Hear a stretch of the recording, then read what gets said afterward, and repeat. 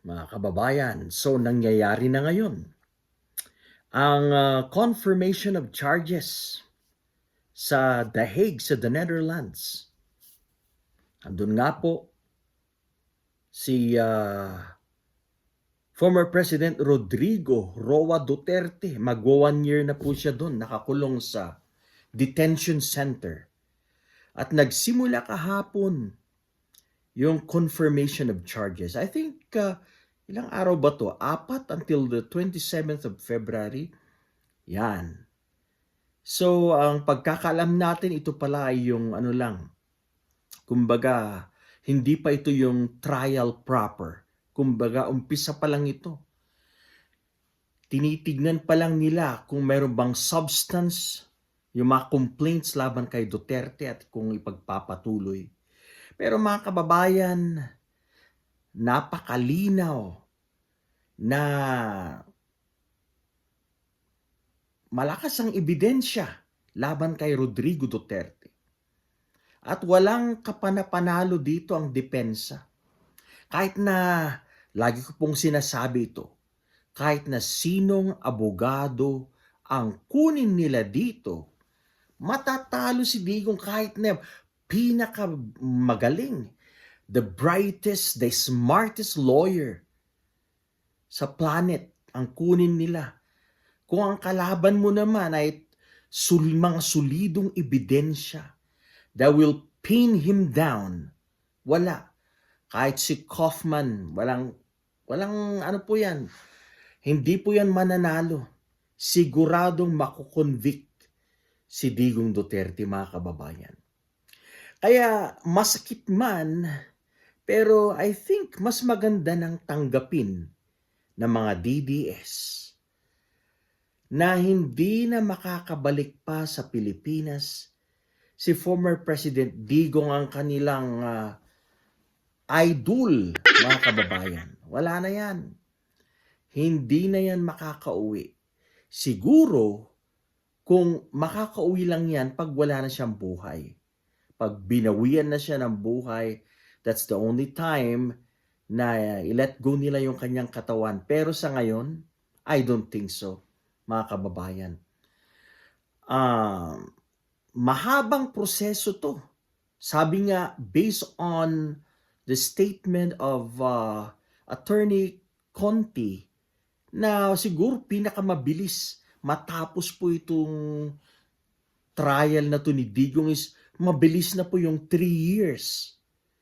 Kung malas-malas, baka abutin ng 10 taon, sabi niya. At kung siya ay convicted, nako, patay. Aabutin siya ng 30 anyos na taon, mga kababayan. Ibig sabihin, wala na. Wala na, hindi niya na kaya kahit baka sa 3 years na yan. Sakitin pa naman si Digong. I don't think na, maabot niya ng 5 to 10 years. Wala na yan. Nasa 80s na siya, kaya I don't think natatagal po siya ng ganyan.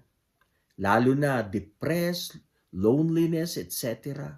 Hindi ko na pinapanood dahil alam ko na matatalo si Digong dito, na napakalakas ng kaso. Kaya dumadaan-daan na lang ako sa mga videos na napapanood ko sa Facebook, sa YouTube. Pasulyap-sulyap na lang, hindi ko na pinapanood ng dire-diretso hanggang tapusin, no. Dahil alam kong maipapako si Digong Duterte dito. Napakalakas ang mga kaso laban sa kanya. Andyan yung mga witnesses na galing Pilipinas. At tayo nagpapasalamat kay former Senator Antonio Trillanes. Tayo nagpapasalamat sa naglakas loob na mga kapamilya ng EJK victims. Dahil kung wala sila, hindi matutuloy ang kaso, hindi magiging kumpleto. So, dahil po sa tulong ng mga taong ito ni Sentry, yung po mga EJK victims, tulong ng mga iba't ibang mga pare, I think even pare, tumulong, may mga pare po na actively helping sa mga EJK victims. At sa lahat na po ng mga tumulong behind this, marami pong salamat. Hindi po natin dapat pinapalagpas ito. Sinira ni Duterte ang ating bansa. Marami sa mga Pilipino ang naulol. Marami sa mga Pilipino ang nasiraan ng tuktok. Kung ano yung masama ay naging tama sa kanila. At kung ano yung tama, pinagpagtatawanan ka, mga kababayan. Kaya dapat lang na mapanagot itong si former President Digong sapagkat niloko niya mga Pilipino, sinira niya ang ating bayan, at andyan na naman ang kanyang anak na nag-aambisyong makabalik. At number one na agendum ay ang paghihiganti.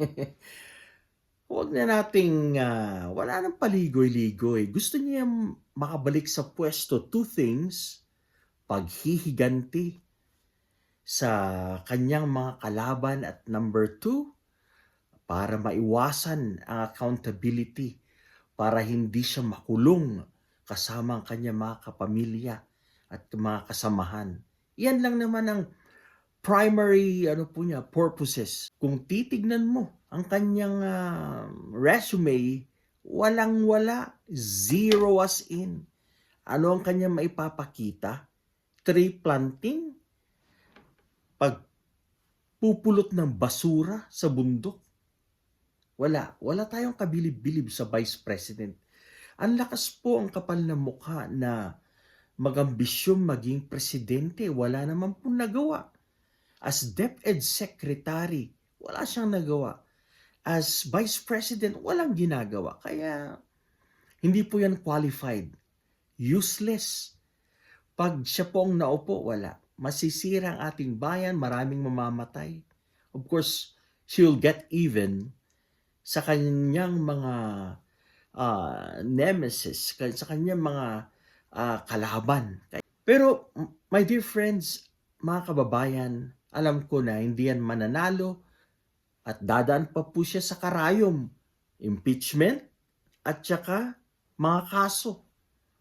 Sabihin na natin makalusot siya sa impeachment sa Senate, pero kanyang mga kaso sa DOJ, yan, itutok po natin.